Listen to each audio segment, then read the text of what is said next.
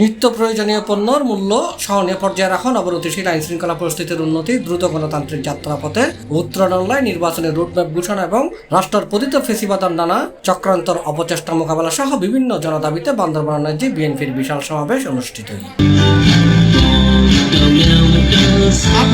ফেব্রুয়ারির 23 তারিখ রবিবার বিকেলে বান্দরবান জেলা বিএনপির উদ্যোগে স্থানীয় রাজার মাঠত এই সমাবেশ অনুষ্ঠিত। এর আগে নুরজেতুন জেলার 7 উপজেলা সহ বিভিন্ন লাহাত্তন ব্যানার ও প্ল্যাকার্ড লইয়ে হাজার হাজার বিএনপি নেতা কর্মীও এতে উপস্থিত হয়। স্লোগানে মুখরিত উইউডে সমাবেশস্থলের আশপাশ। বান্দরবান জেলা বিএনপির আহ্বায়ক সাচিন প্রুজেরির সভাপতিত্বে সমাবেশত প্রধান অতিথি হিসেবে উপস্থিত আছেন বিএনপির জাতীয় নির্বাহী কমিটির যুগ্ম মহাসচিব হাবিবুন নবী খান সোহেল।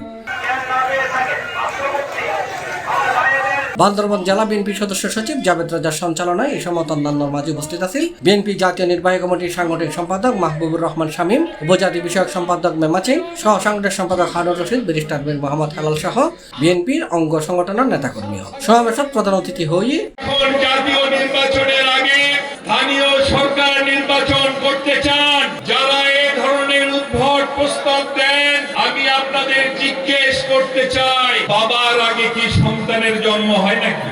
আগে বাবার জন্ম হয়, তারপর না পরে সন্তান আসে। সুতরাং উদ্ভট প্রস্তাব দিবেন না।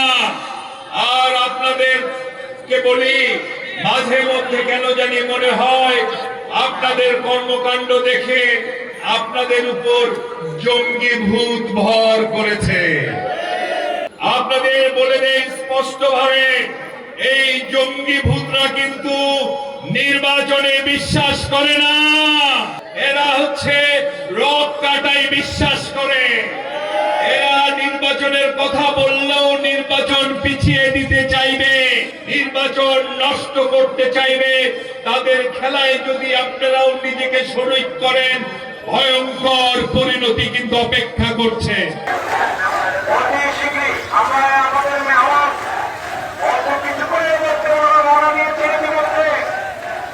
C+ TV Chittagong.